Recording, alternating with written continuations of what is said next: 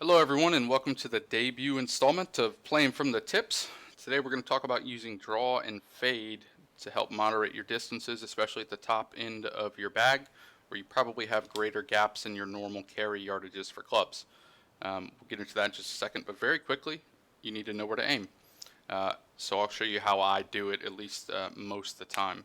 I'm looking at the bill of my cap here and where that red line is coming across. That red line is the ball flight, which is shown in designer. That is my go-to aim point when I'm setting up one of these shots.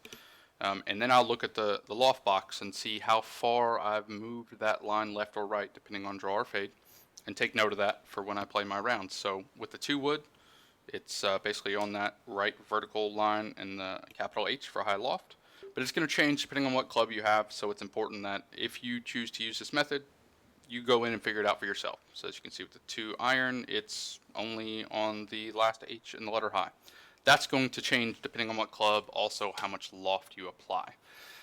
Now it could only take off a few yards depending on the club. I believe with the 2-wood it'll take off 8, give or take. But the big benefit is when you play in the wind. And now the ball flight that I'm looking for when I'm playing this shot usually is not one that constantly curves into the wind, but one that holds up against the wind. What do I mean by that? Take a look at this shot right here. This is in a 16 or 17 mile an hour crosswind from around earlier today. I'm hitting a draw into it. So you can see at the bottom of the ball flight, it begins to curve left, and then the wind brings it back to the right.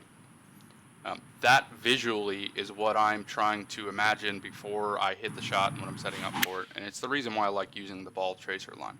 So a couple of other examples here.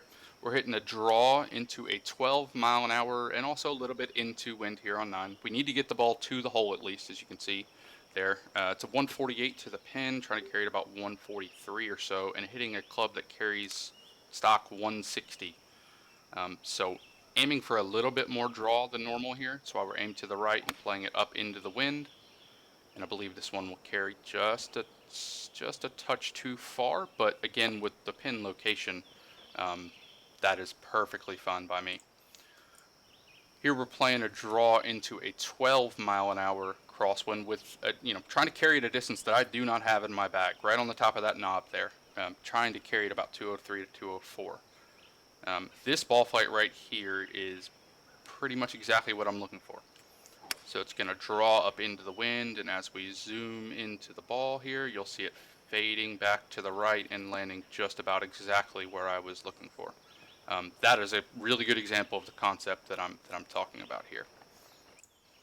And lastly, this is a bit different because we do have a little bit more assistance from the wind, a little bit more downwind. It's 175 to the pin, but probably only trying to carry it about 163, right to the front edge and let it funnel in. That 160 club that we're hitting normally would fly way further than that, but we're fading it into that wind. And there it goes, lands right on that front edge and funnels down. Not a tap in by any means, but for that pin location in greens such as these, uphill putt, and I will take that. So this is certainly something that you have to learn or gather a feel for. That's how I play these shots in the game in general. Definitely recommend getting into designer and seeing where your ball flight's going to go if you haven't before, and would encourage everyone to play around with it.